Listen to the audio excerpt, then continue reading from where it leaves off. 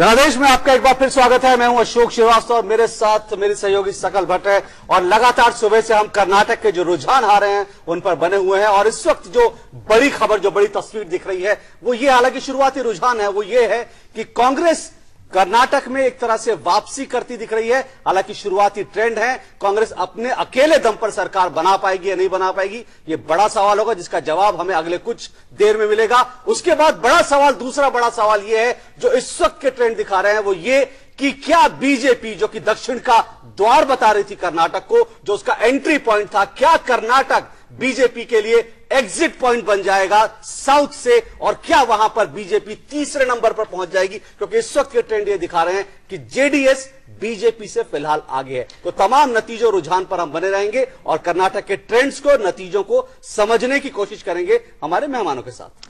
All right, of course, that big question, will Congress make it on its own? Will they make the cut on its own? And having said that, who is really going to be the king or the kingmaker, the JDS or the KGP? Although the current trends certainly indicate the JDS is comfortably placed, but remember, these are just the trends and specific focus on the issues that have really dominated these polls, the money power, the corruption, and it's said that in Karnataka, it really pays to be an MLA. All that and much more. We're going to talk about the Karnataka Battle Royal, which are actually looked as the semi-final for 2014. And in this segment, we're very glad to have a very eminent panel with us today. We have with us Shri Ved Prakash from Congress. Thank you very much, sir, for continuing on the show on Janadesh. Extremely glad to have our cephalologist Prem Chand Paleti. Welcome to the show once again. And I also welcome Mahua Chatterjee from Times of India. Thank you very much, ma'am. And we continue with Deepak Upreti, senior journalist with Deccan Herald. Thank you very much, sir, for joining us on Janadesh.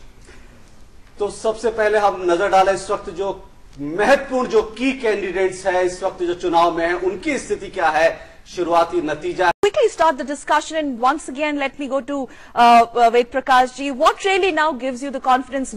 Congress has been pretty high on the fact as far as the poll predictions are concerned, the exit poll that. Since the time Rahul Gandhi has come, and he is the beginning of end of BJP. Ved ji, very briefly, will you make it on your own as far as the numbers are concerned? Yes, we will make on our own.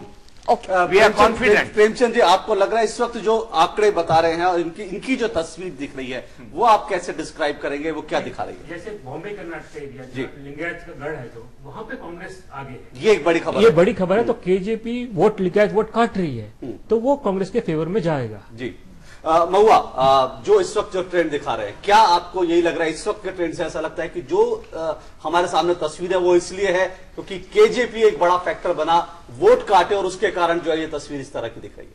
बिल्कुल सही है। ये केजेपी कितना seat लेके आएगी अभी तक मुझे जो भी ट्रेंड्स दिख रहे हैं, लेकिन अभी तक हमें ये नहीं पता है कि बहुत ज्यादा, एग्जिट पोल्स ने भी ऐसा कुछ नहीं दिखाया कि बहुत सारा सीट्स वो लेके आएंगे, लेकिन सीट्स वो काटेंगे, मतलब वोट्स वो। या लिंगायत अगर येडियुरप्पा बीजेपी के पास जाते रहे थे, या ईश्वरप्पा की जाति उनको वोट नहीं कर रही है, तो क्या ये ट्रेंड कर्नाटक में जो इस बार बदलता दिख रहा है? नहीं, ट्रेंड तो इस तरह से बदल रहा है कि ये स्पेसिफिकली लीडर स्पेसिफिक भी है और पार्टी स्पेसिफिक भी है।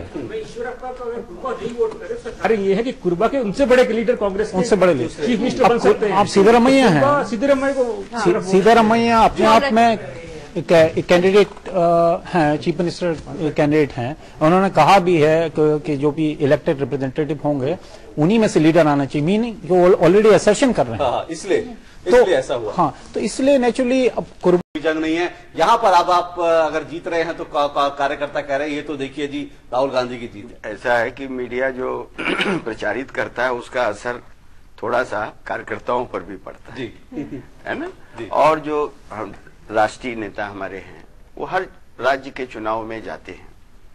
प्रश्न ये नहीं है, प्रश्न ये है कि भारतीय जनता पार्टी की वहां सरकार थी और उन्होंने कहा कि हमने दक्षिण में खाता खोला और दक्षिण का प्रवेश द्वार। तो आज प्रश्न उनसे होना चाहिए जी कि आखिर वजह क्या है। और देखिए, रिजल्ट में कौन सीटें कितनी, कौन पार्टी कितनी सीट पाएगी महत्वपूर्ण ये नहीं, It has had non-Congress governments, but Karnataka was considered a Congress bastion. And I was listening very carefully to what Mohan Prakash ji was saying, and he's very right in most of the cases, except for the fact that it's, that Congress would get the state back was decided last December, the day 9th or 7th or whatever the day was, when Yedurappa floated his party. How well his party would do. That spelled doom for BJP in more than one way. And gave it to the Congress on a platter. Absolutely. चलिए एक बार हम BJP के प्रवक्ता प्रकाश जावड़ेकर ने किस तरह से प्रतिक्रिया फिलहाल ट्रेंड्स पर जताई, इस पर नजर डाल लेते हैं और उसके बाद हम एक छोटे से ब्रेक पे जाएंगे। इस वक्त देखते हैं बीजेपी का इस शुरुआती रुझान पर क्या प्रतिक्रिया है। राजनीति में आपके जो वोट का आधार है वो अगर टूटता है और आपके वोट बिखरते हैं, जैसे कि येदुरप्पा के साथ कुछ वोट जाएंगे, वो जनार्दन रेड्डी का भी उसके जिले में अपने वोट होते हैं, तो ये जैसे vote It seems that the BJP is still tagging on to some hope. सकल एक बात है कि नेताओं की स्टूडियो, टेलीविजन के स्टूडियोज में मौजूदगी बता देती है दरअसल कौन सी पार्टी का क्या हाल है। इस वक्त बीजेपी का कोई नेता यहाँ मौजूद नहीं और हमने इतने चुनाव किए हैं। दरअसल ऐसी होता है जब कांग्रेस हार रही होती है, कांग्रेस के नेता गायब हो जाते हैं, बीजेपी हार रही होती है, बीजेपी के नेता गायब हो जाते हैं। प्रकाश जावड़ेकर ने एक साहसी कम से कम काम किया, टेलीविजन पे आकर बाइट दी, लेकिन उन्होंने साफ साफ ये भी दिखा दिया कि बीजेपी इन चुनाव नतीजों के बाद ये जो अगर हारती है बीजेपी तो क्या लाइन लेगी और अपने बचाव के लिए क्या तर्क देगी। A pretty brave front there for the BJP, although there are trends, but then is it a nervous BJP? We're going to take this discussion further, but right now we're slipping into a very short break. You're watching Karnataka Janadesh. Stay with us. देश में आपका एक बार फिर स्वागत है और इस वक्त कर्नाटक के जो रुझान हैं उन पर हमारी नजर बनी हुई है। कर्नाटक के रुझान साफ तौर से कर्नाटक में कांग्रेस की वापसी दिखा रहे हैं। बीजेपी जो कि दक्षिण का गढ़ था कर्नाटक, उसके लिए आज वो गढ़ फिलहाल जो है वो ढहता हुआ दिख रहा है। पर बड़ा सवाल ये है कि बीजेपी और की स्थिति क्या रहेगी और कांग्रेस क्या अपने दम पर सरकार बनाने की स्थिति में होगी। ये दो बड़े सवाल हैं जिनका जवाब मिलना बाकी है। लेकिन इस वक्त कांग्रेस के वरिष्ठ नेता हरीश रावत, केंद्रीय मंत्री हरीश रावत ने कर्नाटक में पार्टी के पूर्ण बहुमत की उम्मीद जताते हुए कहा कि राज्य की जनता राजनीतिक स्थिरता की उम्मीद में ही कांग्रेस को मौका देगी। तो देखते हैं हरीश रावत ने क्या कहा। ने अभी 2 दिन पहले बयान दिया, उन्होंने कहा कि भ्रष्ट कौन है। जब सेंटर में करप्शन की बात हो रही थी तो कमलनाथ जी ने कहा भ्रष्ट कौन है, इसका फैसला कर्नाटक के चुनाव नतीजों के बाद हो जाएगा। क्या करप्शन यहां पर मुद्दा था और क्या करप्शन के इशू पर लोग कांग्रेस बीजेपी को हरा रहे हैं? देखिए, बात वही आती है कि who will cast the first stone. The point is that people are not talking of competitive corruption. You know what is happening at all level, center or state level. There, corruption itself has ceased to become an issue at the macro level. I was saying earlier that local issues still remain prominent. If you do my work, if you have अपने हमारे लिए पानी का कुआं बना दिया, road बना दी, या हमारे अपने इश्यूज एडमिशंस के सॉल्व कर दिए, तो हम आपको वोट दे देंगे। क्योंकि अभी देखिए 65% जो हैं जितने कैंडिडेट मिला है across party lines, they all are millionaires और बिलियनर्स। तो लोग तो उसमें तो समाजवाद आ गया ना, करप्शन में समाजवाद आ गया। तो अच्छा, दूसरा पॉइंट मैं एक ये कहना चाह रहा था, जब बीजेपी की हम डिक्लाइन की बात करते हैं वहां पर हम उनकी सेंट्रल लीडरशिप को भी फोकस में लाना चाहिए, क्योंकि वो पूरी तरह से डिसअरे में रही थी। और जैसा होता है कि जब सेंटर वीक हो जाता है तो पेरिफेरी से अटैक शुरू हो जाते हैं। तो सेंट्रल लीडरशिप का जो अडवाणी और वाजपेयी इरा के बाद एक स्ट्रांग लीडरशिप नहीं रही, और कितनी बार 3 चीफ मिनिस्टर चेंज हुए, उसने भी एक स्टैंप लगा दिया। अडवाणी का अनंत कुमार को लेकर जो प्रेम था भारी पड़ा, वो तो यात्रा में भी गए और अनंत कुमार हर समय वो सुप्रीम कोर्ट का फैसला आते आते धूमिल तो नहीं हो जाएगी, ये भी एक बड़ा सवाल है देखने वाला। जी सकल, सुप्रीम कोर्ट का फैसला अपने जगह है और कांग्रेस का जीत इसके वजह से आप उनसे नहीं छीन सकते हैं। It's a fact that you know they got back a state which used to belong to them for a long time. It's a sad day for the BJP because it had started spreading its wings beyond its northern domains. Yes.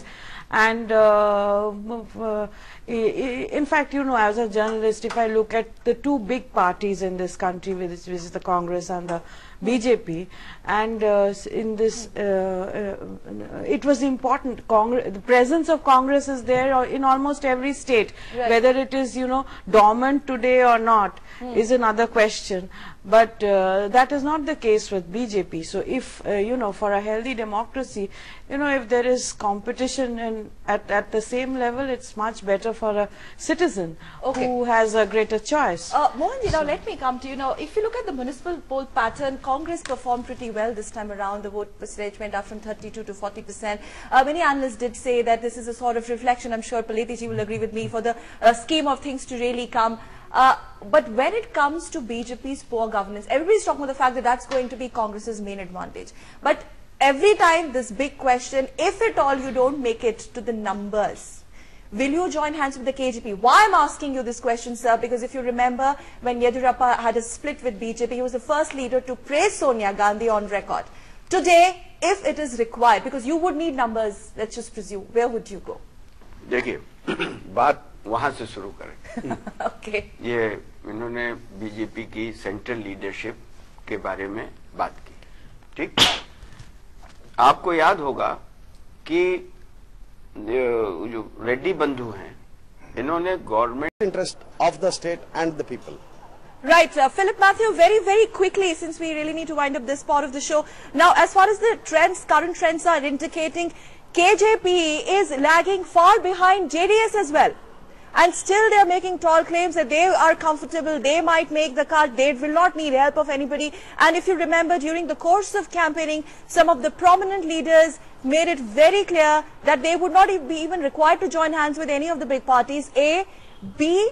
That for KJP, the Karnataka, especially the Lingayat vote bank, is intact. They are not in trouble at all. But the numbers indicate it's a big trouble for them.